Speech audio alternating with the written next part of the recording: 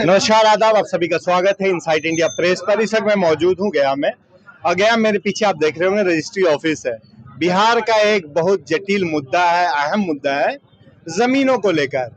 और जमीन का अभी आपने कुछ महीने पहले देखा होगा, सर्वे हुआ, बहुत सारी चीजें हुई, उनमें एक मुद्दा है। तो हम बिहार चुनाव पर बात करेंगे, इन सारे मुद्दों पर बात करेंगे कि आम जनता क्या सोचती है इन सारे मुद्दों पे, क्या क्या कैसे कैसे हुआ है, जमीन के मामलों में क्या समस्याएं आती है और रजिस्ट्री की क्या मामले।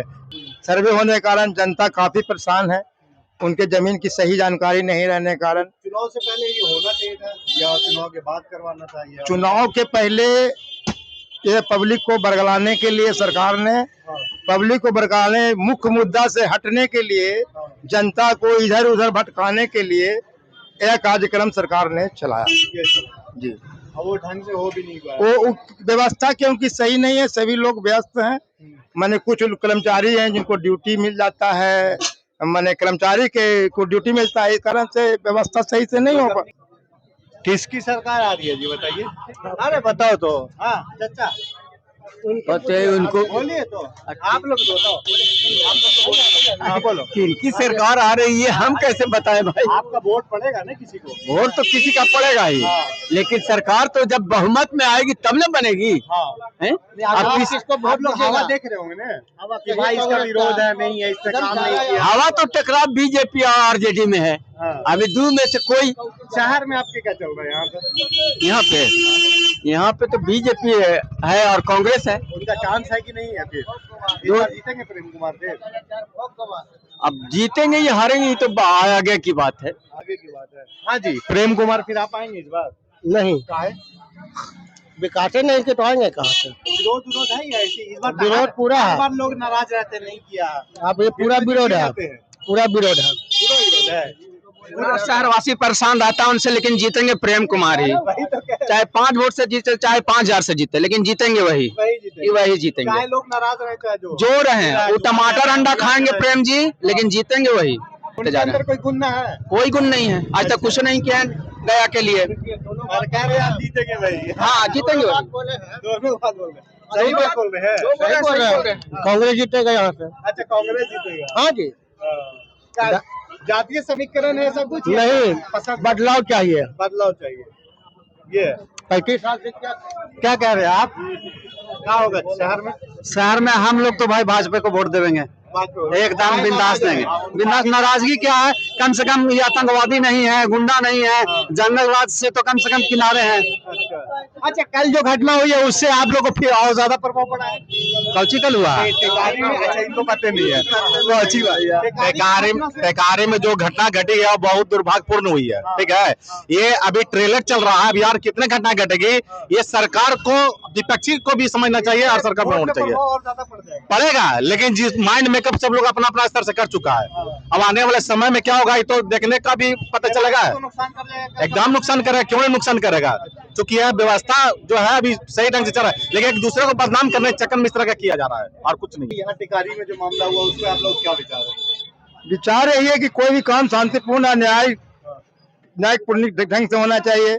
आपसी विवाद, लड़ाई करने से कोई समस्या का समाधान नहीं हो सकता है।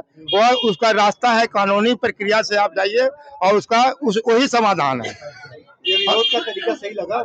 विरोध का तरीका सही नहीं है, ताकि लड़ाई झगड़ा करने से, शांतिपूर्ण व्यवस्था से भी कोई भी समस्या का समाधान हो सकता है। माहौल गलत बनाने से सरकार भी परेशान होगी, जनता भी परेशान होगी। मोदिया मुचारिम। अच्छा, कौन जीत रहा आपके यहाँ से? मेरे क्या से कुमार, सरजीत कुमार। अच्छा, वही जीतेंगे जी। और किसी का चांस ना? वो हवा नहीं है किसी की? है, संभव पासवान जी है। मगर वो हवा नहीं होता। नहीं, मेरे गांव में तो नहीं है। आपके गांव में नहीं है। सरजीत क्यों हुई? सरजीत क्यों? मेरे बाजू कराने वाला है। अच्छा, आपका कौन सा विधानसभा? सरगाड़ी विधानसभा सर। अच्छा, आप यहाँ क्या चल रहा है? आप यहाँ तो और तमाशा। मेरे क्या एनडीए का सरकार बनेगा? एनडीए का सरकार बनेगा? बिल्कुल। तो आपको जो एनडीए के प्रत्याशी हैं वहाँ पे लोग चल रहा था कि बाहर से है, बाहर से है। कोई बात नहीं सर, विपक्ष वाले लोग बोलते हैं, मुद्दा उठाते रहते हैं। अच्छा, समझ गए, लेकिन एनडीए का ही सरकार बनेगा वहाँ पर। आप क्या एनडीए का बनेगा? बिल्कुल बिल्कुल। आप यहाँ क्या करना है? कोई काम करवाने आए थे? जी, यहाँ पे काम करवाना आया था। आइए इधर।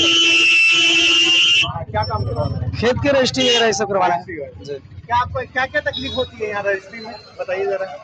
अभी तक तो फिलहाल सर कोई तकलीफ नहीं हो रहा है, थोड़ा सा सर्वर का प्रॉब्लम ज्यादा चल रहा है। मतलब पैसा से आराम से होता जाता है। हाँ, पैसा से आराम है। तकलीफ की बात करिएगा भैया तो यहाँ खाली तकलीफ है। सबसे पहले तो यहाँ पर ही पार्किंग का व्यवस्था नहीं है। उसके बाद इतना बड़ा स्पेस होने के बावजूद भी व्यवस्थित ढंग से कहीं कोई बैठने उठने का कोई साधन नहीं है, कहीं किसी प्रकार का मेस या इस तरह का कोई काउंटर का सुविधा नहीं है।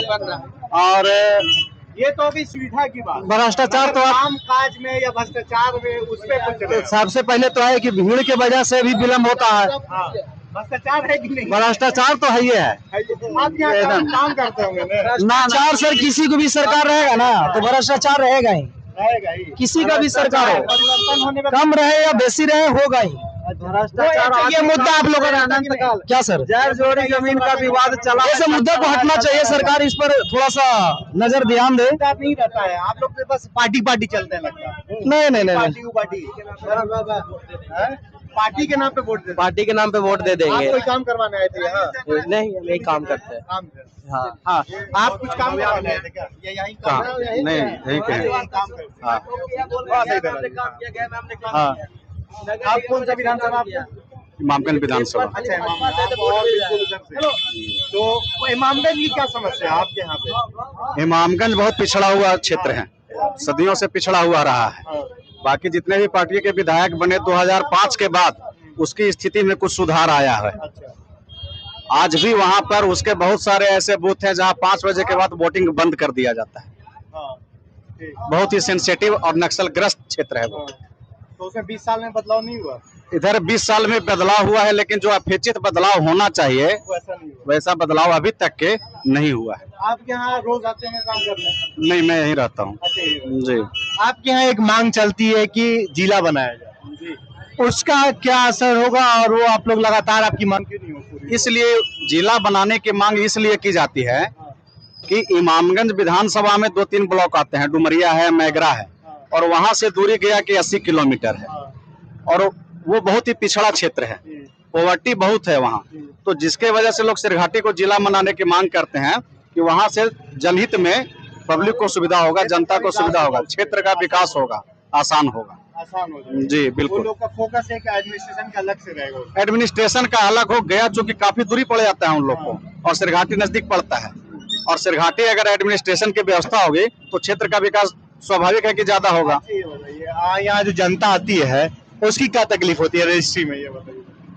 जनता को तो फिलहाल वैसे कोई तकलीफ नहीं होती है। बीच में पैसा चलता है, ये चलता है। नहीं सर, ऐसा कुछ है नहीं। बीच में अपॉइंटमेंट का थोड़ा प्रॉब्लम हो गया था, टेक्निकल इशू हो गया था, तो उस समय थोड़ी प्रॉब्लम हो रही थी, लेकिन इधर तो कोई समस्या नहीं है। जनता को यहाँ पे सुविधा को लेकर आपको सुचारू रूप से बढ़िया काम होता है। देखिए, पब्लिक की सुविधा के लिए अंदर में एक शेड बनाया जा रहा है, और उसमें पंखे लगाए जा रहे हैं, एसी लगाया जाएगा, ताकि पब्लिक जो भी आए वो आराम से वहां पर बैठ करके अपना काम करा सके। क्योंकि एक दिन रजिस्ट्री कराने में लोगों को कम से कम 5 से 6 घंटे का समय लगता है, तो 5 से 6 घंटे वो सड़क पर तो रहेंगे नहीं बेचारे। पार्किंग का मसला है, भीड़ भाड़। हाँ, पार्किंग की एक समस्या है, जिसके लिए अभी विचार किया जा रहा है कि पार्किंग का भी समस्या कुछ दिनों में उसका विचार में है। हाँ, वो भी विचाराधीन है, उसकी भी समस्या कुछ दिन में हो जाएगी। हाँ, आपके यहाँ जो भी प्रत्याशी हैं उनमें आप क्या देख रहे हैं?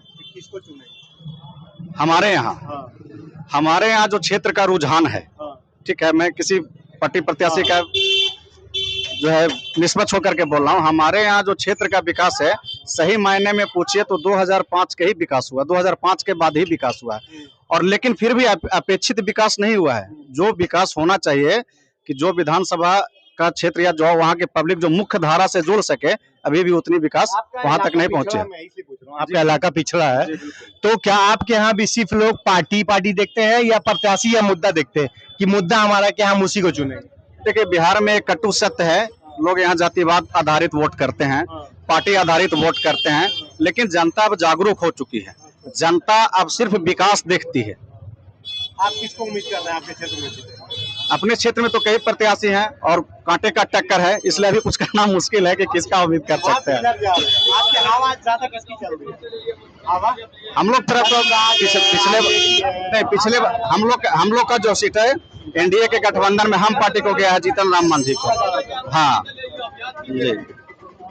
नई प्रत्याशी जो है प्रिया, उनका इनका नई प्रत्याशी आरजेडी से है। हाँ, का कुछ हवा दिख रहा है? ऋतु चौधरी का अभी कुछ कहना मुश्किल है, क्योंकि हवा और लहर ऐसा कभी कभी होता है, बहुत होता है, ठीक है, लेकिन जब चुनाव परिणाम आता है तो सब कुछ धराशायी हो जाता है। एक चीज मैं इसी जानना चाह रहा हूँ, एक तो आपके यहाँ जनसुराज आई थी उपचुनाव में, और उपचुनाव में अच्छा खासा वोट लाई फर्स्ट टाइम, और इस बार प्रत्याशी उसका बदल गया है, उसका क्या डिफरेंस पड़ेगा जनसुराज को लेकर? क्या वही वोट पड़ेगा या कमेगा या बढ़ेगा? जन सुराज का प्रभाव सोशल मीडिया और ऐसे भी कैंपेन के जरिए क्षेत्रों में है, लेकिन अभी उस पार्टी को एस्टेब्लिश होने में समय लगेगा। अभी लोगों का भरोसा वो पूर्ण रूप से नहीं जीत पाए। ईमानदारी से पब्लिक भी अब समझती है कि हम ऐसी सरकार बनाएं जो अस्थायित्व हो और हमारा नेतृत्व कर सके। जन सुराज जब तक के अभी नेतृत्व करने की स्थिति में नहीं है। जन सुराज का प्रभाव है लोगों के बीच। वो वोट पड़ गया था कि उपचुनाव था? वो लोग देखेंगे सरकार बनाना। हाँ, वो उपचुनाव था जी। सरकार बनाना तो इसलिए नहीं पड़ पाया। जी, ओके, थैंक यू।